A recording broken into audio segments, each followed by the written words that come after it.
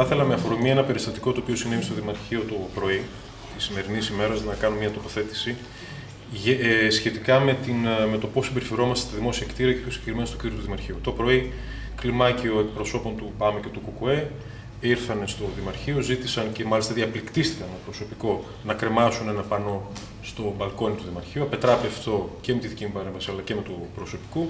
Δυστυχώς και παρά το ότι δώσαμε εντολή να μην γίνει αυτό και παρά το ότι κλήθηκε και η Δημοτική Αστυνομία αλλά και η αστυνομία, το πανό τελικά τοποθετήθηκε στην είσοδο του Δημαρχείου. Δεν υπήρχε καμιά. Παρότι έγιναν πολλές συζητήσεις, εν τέλει αυτό συνέβη.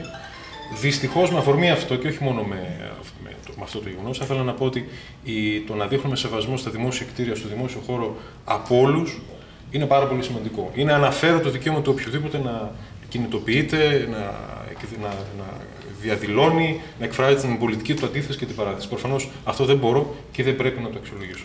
Ο τρόπος όμως με τον οποίο γίνεται αυτό και κατά πόσο αυτός ο τρόπος σέβεται τους συμπολίτες μας και τον δημόσιο χώρο είναι πάρα πολύ σημαντικό. Πριν από λίγες μέρες είχαμε κινητοποίηση μπροστά στο Δημαρχείο και γράψανε για πολλωστή φορά το κτίριο. Έχουμε καινούργια πλατεία. Ευελπιστώ να μην έχουμε τέτοια φαινόμενα. Σε κάθε περίπτωση όμως αυτό δεν μπορεί να συνεχίσει να γίνεται. Δεν χρειάζεται, δεν είναι πρόθεση δική μας να καταφεύγουμε σε κατασταλτικά μέτρα, ούτε να οξύνουμε τις καταστάσεις.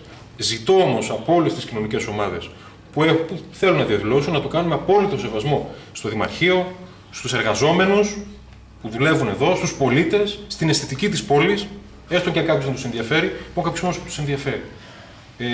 Και σε κάθε περίπτωση θα πρέπει κάποια στιγμή και όλοι να καταλάβουν ποιες είναι οι υποχρεώσεις απέναντι στους άλλους.